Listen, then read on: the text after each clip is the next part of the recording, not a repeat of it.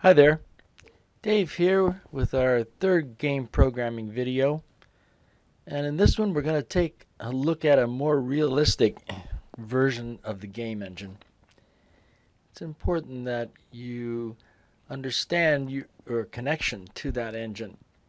And so we'll make the simple fake one be a little bit more realistic, and it'll be time to move on. So what I've done is I've made a better one, and I've put it on the website. Once again, the original one did this. The problem with it is that if I tried to make another player, it didn't work. And so this one, we can. So let's go ahead and take a look at what this guy does. Well, it's the better fake one. And so if we fire this guy off, it says we did that. Then it says craft the entities. And there's the entities. There's a two-way and a three-way and different stuff, different values. And there we are. So we want to take a look at how we did that magic. So I've gone ahead and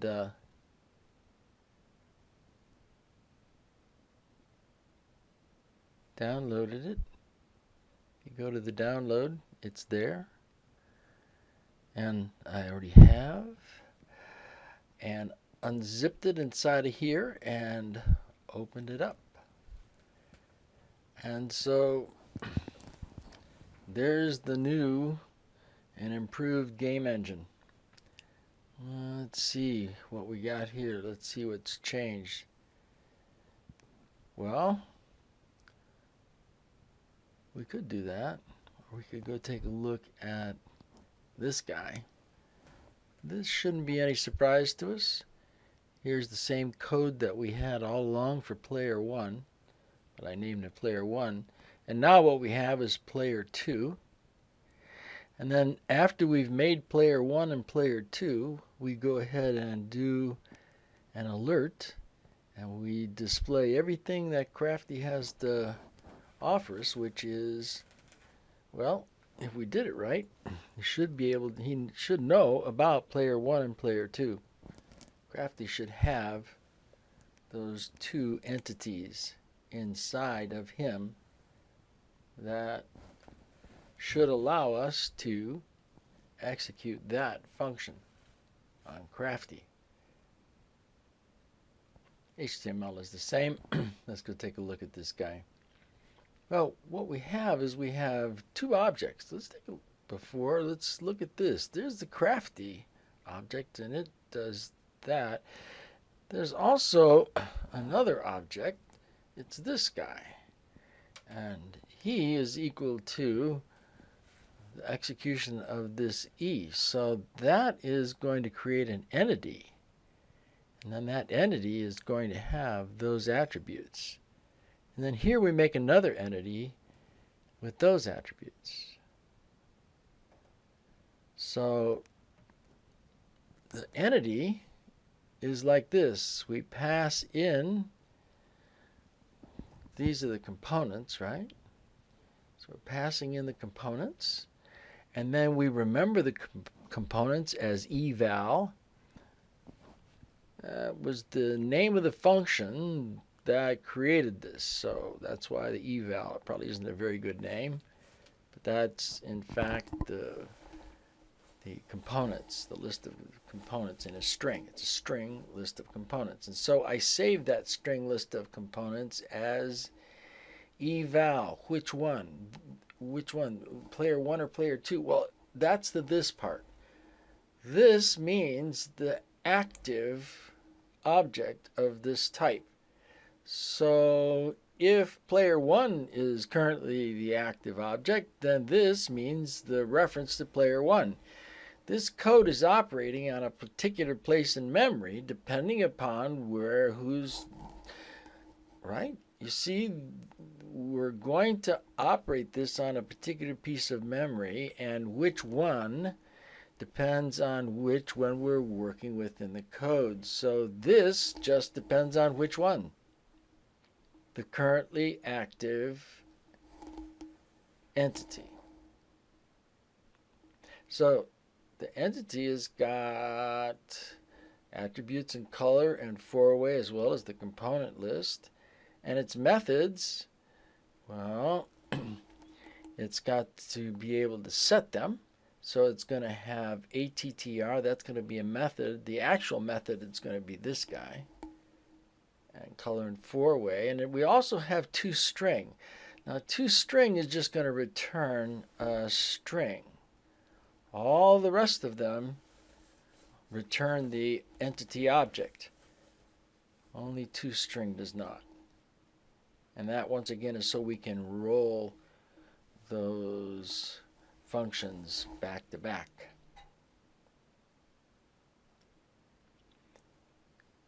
So notice that when we are executing EATTR, what we're doing is we're taking whatever we're being passed, we're going to call it attributes, and we save it. We save it up in one of these properties that we're going to not mess with. Same thing with the color. We're not going to mess with this. And so that was the difference between, one of the differences between the first version of the engine and this one, is that we didn't properly save these things. Now the toString, all it does is it just returns the string representation of this particular entity.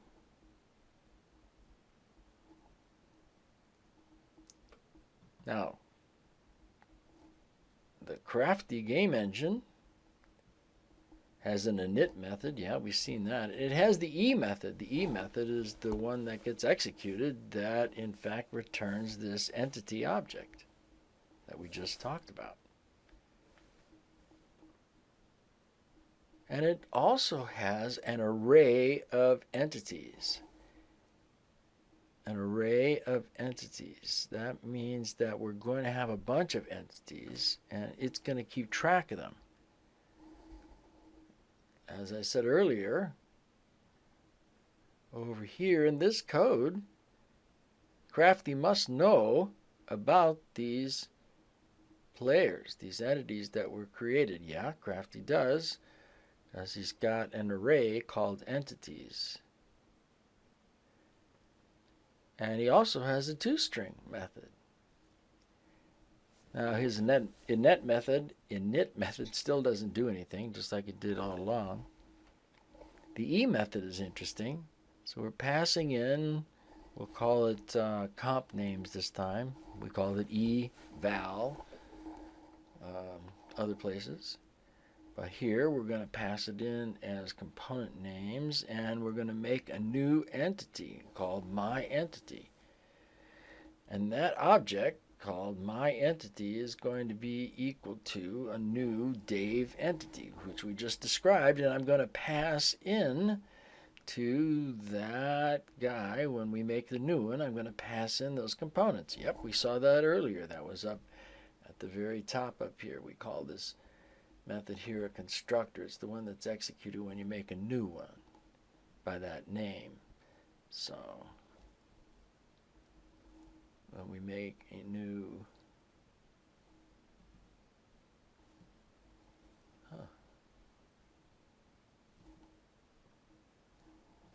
there it is. When we make a new Dave entity, we pass in eval. Right? That was called component names, components down below, huh? Comp names, eval, doesn't matter, just the local name. So we make a new one of these entities, and then we pass it, we push the address of where that guy is in memory into the entities. This is the entities. So there's the array entities, and we execute the array entities method called push. So array has a method called push, and what we push is my entity. So we make this new entity, a Dave entity, and then we go ahead and put it into the array so that we know about it later on, and when we need it, yeah, we did need to know, and then we go ahead and return that entity so that we can roll it into the other methods. Now, crafty.toString is the way I've done it here is really kind of sleazy because I'm just saying, well, it's equal to, oh, that, see that backslash n, that's a new line. That's how we get to a new line. And so there it is. It's the first entities, the execution of the first entity's toString plus the second one. So I know that when I did the push, I put it into the first place and I put it into the second place. So here I'm executing the toString method of the object that I put into entities. This very first one that went in, which was player 1. And then the next one that went in, which was player 2. And it's known inside the object as this dot entity sub 1. And I'm executing its toString method, its function.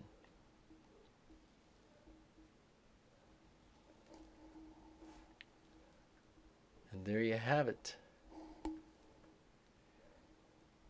And so that's probably pretty close to what you need in order to be really effective at getting into the code now.